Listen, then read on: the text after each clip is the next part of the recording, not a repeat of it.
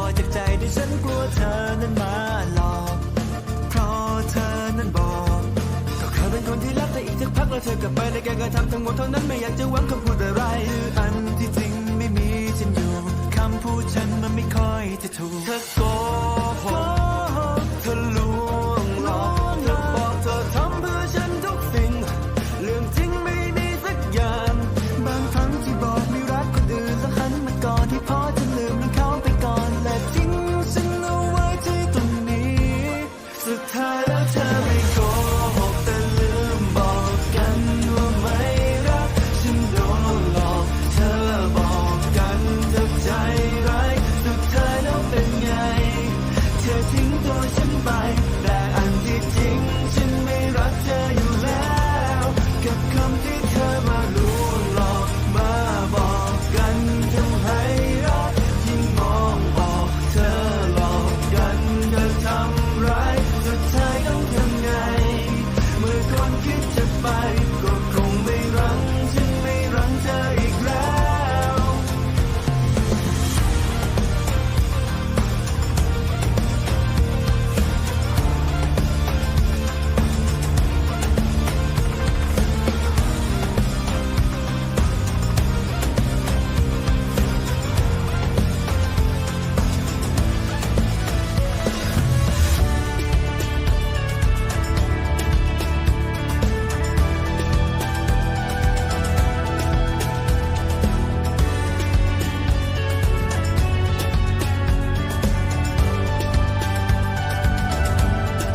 ต้องนานเท่าไร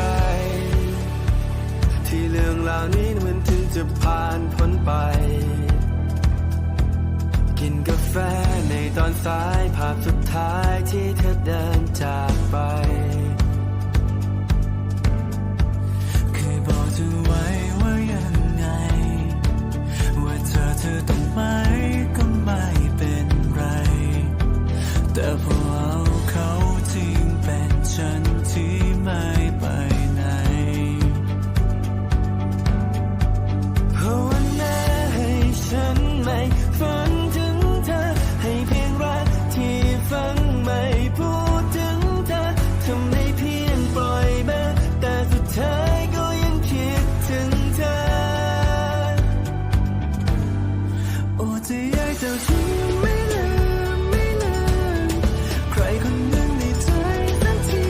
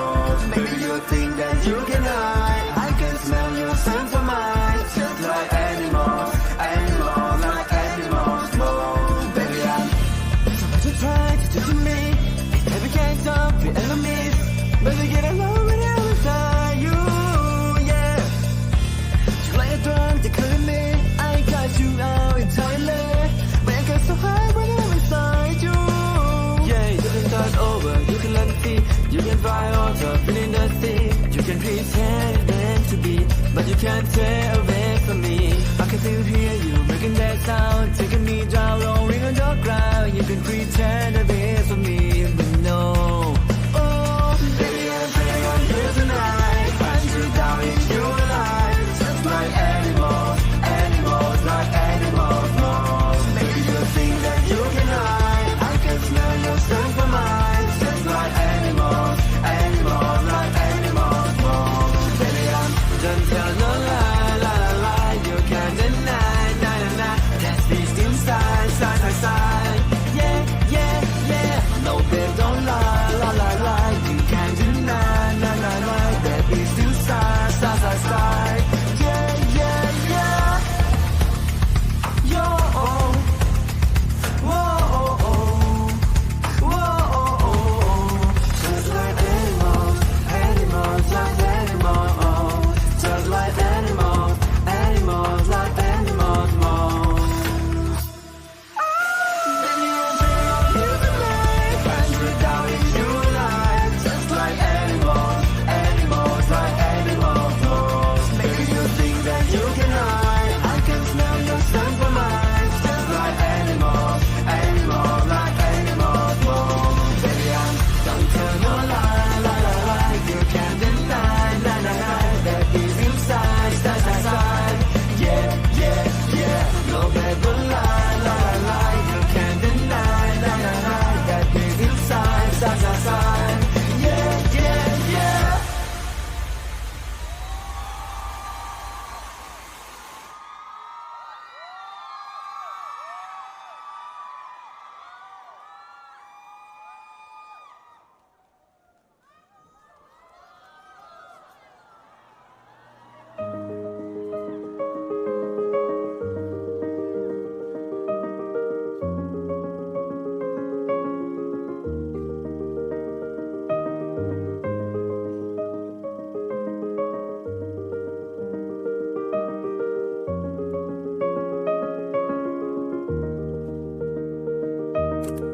สวัสดีครับทุกคน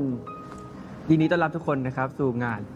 Yesterday The Series ไม่ใช่ Yesterday and the Secret Melody Fan Meeting in Bangkok นะครับ ครับผมก็ครั้งนี้เป็นครั้งแรกเลยทุกคนที่เราแบบจัดงานกันเองนะทั้งสองคนนะทุกคน ใช่ครับผมก็จริงๆ ได้เรียนรู้อะไรหลาย ๆ อย่างเยอะมากทุกคนเนาะ ใช่ ตั้งแต่โปรเซสแบบการเตรียมโชว์ เราจะเอาเพลงอะไรมาใส่ดีหรือแม้กระทั่งวันนี้เรียกว่าครั้งนี้มันเป็นครั้งแรกที่เราทำละครเวทีด้วยเป็นมินิละครเวทีนะครับก็เปิดประสบการณ์เรามากๆ ใช่จำได้ว่าวันแรกที่คุยคอนเซ็ปต์กันนั่งหาว่าเราไม่เคยทำอะไรกันมาบ้างเนาะแบบเรามีซีรีส์เรื่องที่ 3 แล้วหมายถึงว่าเรื่องถึงเรื่องที่ 2ทำอะไรบ้างแล้วเรื่องนี้อยากทำอะไรกันก็เลยแบบคิดกันได้ว่าแบบเอ้ยลองแบบแจมความเป็นละครเวทีเข้าไปดูไหมอะไรอย่างเงี้ย ใช่เพราะว่าทุกคนจะเรียกขอบคุณทุกคนละกันที่รักแล้วก็อินกับทุกๆ เรื่องที่ ใช่ ที่พวกเราแสดงซึ่งก็รวมถึงเยตเดย์เหมือนกันนะครับเพราะฉะนั้นเราก็เลยอยากที่จะแบบว่าไม่ใช่แค่ส่งตัวละครกลับเข้าเรื่องไป แต่อยากจะพาออกมาให้ทุกคนได้พบเจออีกครั้งหนึ่งด้วยนะครับ ที่สำคัญจริงๆงานนี้เราซ้อมมาเยอะมากเนาะแต่ว่าเราได้มาทีละดีๆครับจากทาง VTV ทั้งภาพทั้งเสียงการใช้เพลงต่างๆนะครับจริงๆขอบคุณ VTV มากเลยครับที่ให้เราได้มีโอกาสในการทำงานนี้นะครับ ใช่ครับรวมถึงขอบคุณแดนเซอร์ทุกๆคนนะครับเพราะว่าทุกคนน้องๆตั้งใจมากทุกคนตั้งใจมากเพื่อเป็นส่วนหนึ่งของโชว์ของเราในแต่ละเพลงนะครับเพื่อให้ว่ามันออกมาแบบทุกคนได้เห็นภาพที่ตะการตาได้เห็นโชว์ที่สมบูรณ์แบบนะครับ ใช่แล้วจริงถ้าพูดถึงโชว์เนี่ยเรามีหลายโชว์มากที่มันแปลกใหม่เนอะจริงๆโชว์แรกที่เราเริ่มซ้อมกันเลยคือโชว์พนันอากาศที่เราจับเชือกกันเนาะจริงโชว์นั้นเป็นครั้งแรกที่เรียนแล้วก็โอ้โหรอบนี้เราเจอกับอะไรเนี่ย ใช่แล้วก็มันคือการเต้นแบบมีความคอนเทมเพราะงั้น ใช่ เราสองคนไม่เคยเต้นคอนเทมคู่กันมาก่อนเลยแต่ว่าทุกคนก็ได้เห็นความแบบความฟีลลิ่งอิโมชันอลของซีนแต่ละซีนนะครับ ซึ่งก็ยากมากมันอาศัยความเชื่อใจกันเยอะมันต้องแบบปุ๊บปั๊บอะไรอย่างเงี้ย ใช่ครับ ใช่ ผมก็พวกเราสองคนสู้เพื่อโชว์ครั้งนี้มาเพราะหวังว่าทุกคนที่ตั้งตารอหยุดงานมา บางคนต้องเตรียมตัวนะครับเพื่อที่จะมาหาพวกเราบางคนเตรียมของขวัญมาให้บางคนเตรียมชุดแต่งชุดมาเพื่อที่จะมาเจอเราในงานในครั้งนี้ก็ขอบคุณทุกคนจริงๆครับแล้วก็เลยหวังว่าอยากจะมอบของขวัญเป็นทั้งความสุขความประทับใจกลับไปทุกคนนะครับ ครับผมแล้วก็จริงๆมีอีกโชว์หนึ่งที่ผมชอบมาก คือโชว์เพลงอะไรนะ Earn It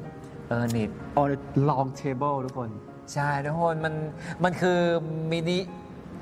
มินิเขาเรียกว่าอะไรนะมินิละครเวทีนะครับ ใช่ ที่มันมีพาร์ทร้องเพลงด้วยแล้วระหว่างร้องเพลงมันมีบทพูดด้วยมันก็โอ้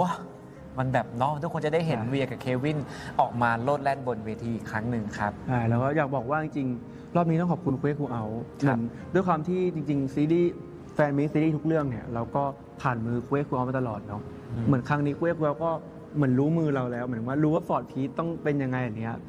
การที่คุยคูเอาดีไซน์ท่ามันก็ดีไซน์ท่ามาเพื่อฟอร์ดพีทโดยเฉพาะเลยมันเลยรู้สึกว่าตอนเรามาต่อท่ากันอะมันเลยรู้สึกว่าโอเค มันดูเหมาะกับเราจังเลยเนอะเพราะจริงครูเขาคิดมาเพื่อเราแล้วแหละ ใช่ครับผมซึ่งการประจนภัยของเรามันก็วนมาเรื่อยๆเนาะ ใช่ จากเรื่องแรกวนมาทุกคนได้ดูซีรีส์ได้ไปเจอแฟนมิทติ้งแล้วก็มีแฟนมิทติ้งที่กรุงเทพมาวนมาเรื่อยๆจนมาถึงเรื่องนี้เหมือนกันนะครับทุกคนได้ดูซีรีส์แล้วจนวนมาถึงแฟนมิทติ้งที่กรุงเทพแล้วก็แฟนมิทติ้งอีกหลาย ๆ ที่เลยนะครับที่ทุกคนได้ไปพบเจอพวกเราแล้วก็พวกเราได้เดินทางไปหาทุกคนนะครับก็หลังจากนี้ก็ไม่รู้ว่าจะเกิดอะไรขึ้นบ้างเนาะเรื่องใหม่ๆจะมีเรื่องใหม่ๆ ให้ทุกคนได้ติดตามหรือเปล่าแต่สิ่งที่พวกเราสามารถสัญญาทุกคนแน่นอนก็คือทุกคนจะได้เห็นผลงานใหม่ๆของพวกเราหลังจากนี้อีกแน่นอนนะครับก็ถึงตรงนี้ขอบคุณทุกคนจริงๆครับที่ยังอยู่กับพวกเรานะครับ ครับผมก็วันนี้ทุกคนผ่านตรงนี้เนี่ยน่าจะเกือบจะจบโชว์แล้วน่าจะกลางๆโชว์แล้วก็คิดว่าทุกคนน่าจะมีความสุขกับโชว์ในวันนี้นะครับก็พวกเราทุกคนเนาะเต็มที่กับโชว์ในวันนี้มากขอบคุณทุกๆคนมากเลยนะครับที่มาหาเราในวันนี้นะครับก็ ใช่ครับผม ดีใจมากๆที่เราได้จัดงานดีๆกับทุกคนนะครับก็หวังว่าทุกคนจะมีความสุขนะครับ ใช่ครับผมก็ขอบคุณสำหรับวันวานที่มีความสุขแล้วก็เป็นสิ่งที่น่าจดจำมากๆสำหรับพวกเราทั้งสองคนนะครับแล้วไปรอเจอกันใหม่กับการผจญภัยในวันข้างหน้านะครับ ครับผมแล้วเจอกันโชว์ต่อไปครับทุกคนบ๊ายบาย บ๊ายบาย